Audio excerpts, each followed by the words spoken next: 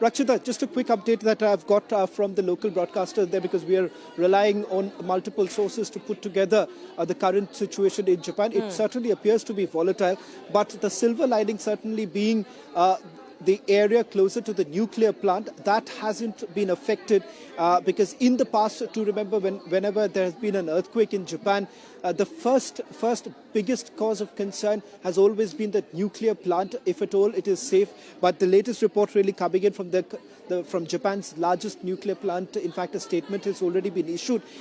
They say that there is no abnormality. I'm quoting them. They're saying no abnormality in the nuclear plant in affected areas. So that's certainly a big sigh of relief. In terms of casualties, we'll try and see if we can put out those numbers as far as what the local governments have to say.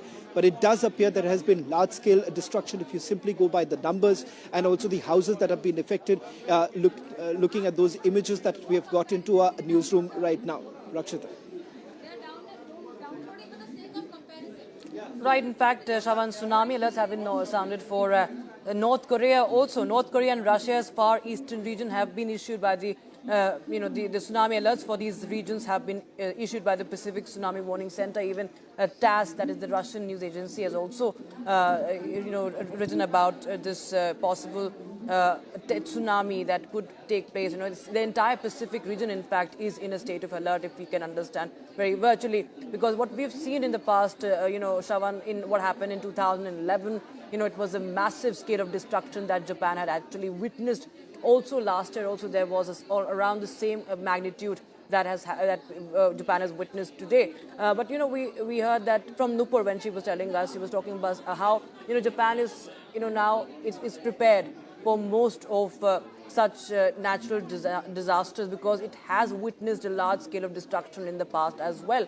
So tell us more about Japan, because we saw what Prime Minister Kishida is also saying. He is issuing advisory also, and about Japan also, because it has been prepared for such the structures. If we talk about the structures, if we talk about the entire infrastructure, or if we talk about the preparedness of the people of Japan or the authorities, they have been quite on point, what we have heard from Nupur.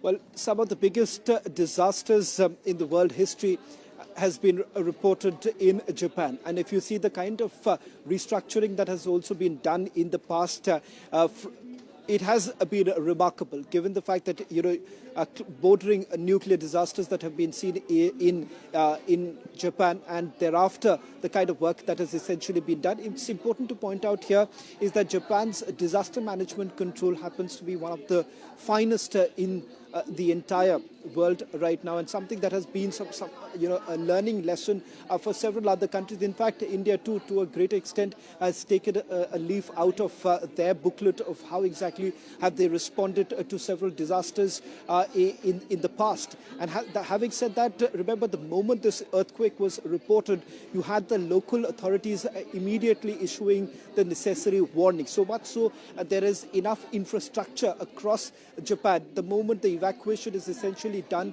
from vulnerable areas, there are shelters that have already been created to which they're essentially taken. But having said that, remember, a disaster of this nature, especially keeping in mind you're looking at 7.6 on the Richter scale, it is undoubtedly something that will have its own repercussions to which they will have to deal with. One of the reasons why that area also happens to be extremely vulnerable, keeping in mind that it is susceptible to tsunamis, and right now with almost the entire coastal region, especially the central coastal region of Japan, seems to be under imminent threat. In fact, some have already reported that the northern side have already witnessed the first tsunami waves. Remember, they're already saying that it could go up to 5 meters. If that really happens, then it would essentially mean that several areas in the coastal regions would be completely inundated. And if the rescue operation isn't carried out in time, that perhaps it could also lead to certain casualties. But having said that, we'll have to wait for whether at all any reports are coming in right now. As I understand, so far there's been no report of any casualties, and that's perhaps the silver lining. And also some of the vulnerable areas, it seems that they've been able to bring it under control. Having said that, we'll have to wait for some more time to get a proper picture, the larger picture right now in terms of the scale of devastation that has taken place in Japan.